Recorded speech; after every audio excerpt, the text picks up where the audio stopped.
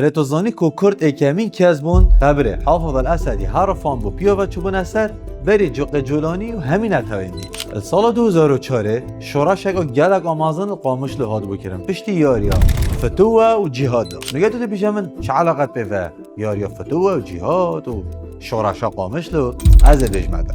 دمه یاریه دا جماهیر یانا فتوه رابون بلنکرنا بین دکتاتور صدام حسینی. دیجی جماهیر یانا جهاد که صادسات جماهیر همین کرد بود. اف چند هنه اش جماهیر فتوه هاتا گرن دیجی کردا دوام آزرین با صدام و دکتاتور بو کردن من افعال کرین و کیمیا باران کرین و گلک ظلم دستی دیدین. کردن روشاواج رابون سرخو. اما کردن باشور گلک ظلم بنوی کسی. چه معنی تو اینو یارات کی؟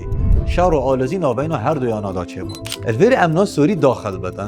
گله و بی شرط راوستیدن. به گله‌توان بس برف کردا بچون. انجام جی ویش کلی بود. 6 کس شهید بود. شوان شاشی 3 کس زارو بود. وأطلقوا النار على المدنيين حيث سقط عدد من القتلى والجرحى فامتدت التظاهرات إلى عموم المدينة. پشتی وی شهر اکثر القامش لو هزاران کس هادن سرجاده خوب پیشاندان کردن و چون اثر قبر حافظ الاسدی حرفاندن و پیاوه چون اثر لوکی هنزان رژیم اسد گلش رژیم صدامی دیر نبود مهار الاسد برای بشار الاسدی فرق خو کامل هاد منداخل بون و او خوب پیشاندان خر بدن کردن صداهان کس شهید بون هزاران کسی دست سر کردن افجا وقت جولانی با من دیدار اگه دار بجتون کرده هاری من اگر وکی في فيديوه وما الذي انا يدفعني ايضا لان اثق بهم وهم خلال 14 سنة من الثورة لم يطلقوا رصاصة واحدة على النظام. افجا جولانی دم کردا شورشت کردن تدگوتن آنی پپا ولی و نمینه پیش شده.